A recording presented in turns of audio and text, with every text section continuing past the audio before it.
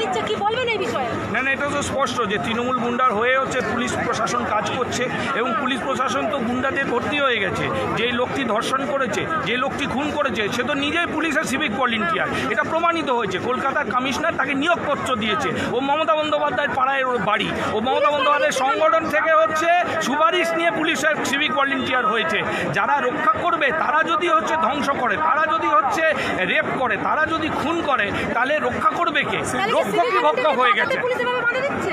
Police এখন হচ্ছে তাদের হচ্ছে পেটোয়ার লোকজনকে বাঁচানোর জন্য আসছে সামনে। আমাদের 3 জনকে নিয়ে নিয়েছিল, 3 জনকে ছেড়েছে, আমরা খবর পেয়েছি। সেই সুবাদে আমাদের দয়া করে আমরা যেখানে আন্দোলন করছি সে রাস্তা দখল করতে পুলিশ নেমে গেছে। রক্ষার জন্য ভয় পাচ্ছে এই গোটা আন্দোলন। আজকে এনআরএস সামনে রাস্তা অবরোধ, আজকে হচ্ছে ট্রাইঙ্গুলার পার্কে রামকৃষ্ণ মিশনের ছাত্রছাত্রীরা রাস্তা অবরোধ করেছে, আজকে মেডিকেল কলেজের ছাত্ররা হচ্ছে আন্দোলন নেমেছে। গোটা পশ্চিমবাংলা, সাগর দত্ত থেকে শুরু করে রায়গঞ্জ, সমস্ত মেডিকেল কলেজের ছাত্রছাত্রীরা রাস্তার মধ্যে নেমে গেছে। একজন চিকিৎসককে আঘাত করেছে, ডক্টর পবিত্র গোস্বামীর হচ্ছে মাথায় আঘাত এসছে, এবং কিভাবে পুলিশ হচ্ছে বর্বর আচরণ করছে।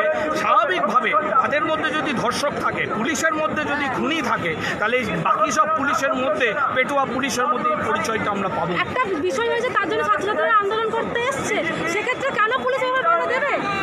ওরা হচ্ছে আন্দোলনকে আটকাবে। তার থেকে বড় কথা, তারা হচ্ছে তৃণমূলের গুন্ডাকে রক্ষা করতে এসছে এখানে। তৃণমূলের যারা এখানে দাঁড়িয়ে গুন্ডাবাজি করছে, বেকি ছাত্র সেজে, তাদেরকে রক্ষা করতে এসছে। আমাদের দাবি এই যে কালকে রাত্রে মেয়েটার পোস্টমর্টমের ডেড বডির পরে কার হাতে হ্যান্ডওভার করলো ওই তথ্যটা দিতে হবে।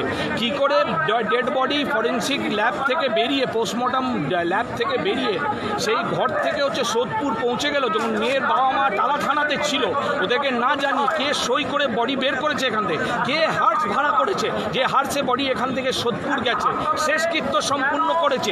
একটা মেডিকেল ছাত্র অংশগ্রহণ করতে পারেনি। আপনি ভাবতে পারছেন যে মেয়েটি যে কলেজে পড়াশোনা করেছে, সেখানে হচ্ছে কর্মরত রয়েছে, তার ভাই বোন সহপাঠীরা একজনও হচ্ছে ওর সঙ্গে শেষ যাত্রায় অংশগ্রহণ করতে পারলো না। এই যে গতকালকে সকালবেলা ভোরবেলা মেয়ের নির্যাতন এবং খুনের সঙ্গে যে অপরাধ শুরু হয়েছে, রাজ্য সরকার সেই অপরাধটা রাত্রে অবধি হচ্ছে টেনে নিয়ে গেছে। এই অপরাধমূলক কাজ আমি মনে করছি। আমরা দেখতে পাচ্ছি কুণাল ঘোষ, তিনি বলছেন